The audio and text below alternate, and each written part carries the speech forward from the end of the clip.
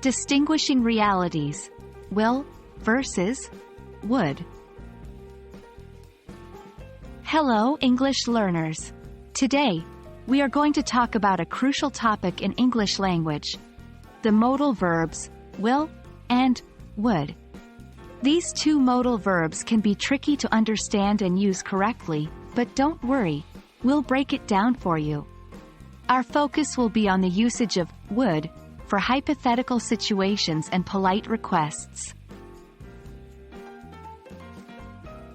Before we delve into the specifics of would in hypothetical situations and polite requests, let's quickly remind ourselves of what would is.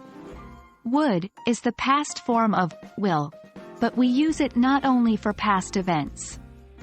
It also has specific functions in conditional sentences, in direct speech, and as we'll see soon, in hypothetical situations and polite requests. Now let's see how would is used in hypothetical situations. In English, we often use would when we want to talk about something that is not real, or that might happen under certain conditions. For example, consider this sentence: if I won the lottery, I would buy a new house. Here, would is used to express a hypothetical situation: winning the lottery. Remember, this use of would is usually found in the second part of the conditional sentences, especially in Type 2 and Type 3 conditionals, which describe unreal or hypothetical situations. Would is not only for hypothetical situations, it is also used to make polite requests. It softens the request and makes it sound less direct, and therefore more courteous. For instance, instead of saying, "Can you pass me the salt?" which may sound a bit direct, you could say, "Would you pass me the salt?" The use of would here makes your request more polite.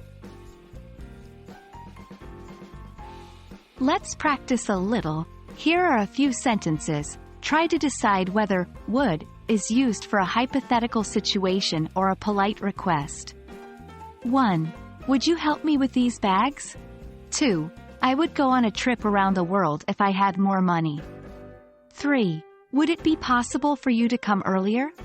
4. She would be happier if she had a pet. Take a moment to think about these examples. It's essential to get used to identifying the different usages of would in context. And that's it. Today, we have learned how to use would for hypothetical situations and polite requests. This understanding can add more depth and nuance to your English skills, making you a more effective communicator. Remember, English learning is a journey, and every step you take gets you closer to your goal. Keep practicing, and you'll master the usage of will and would in no time. Until next time, happy learning!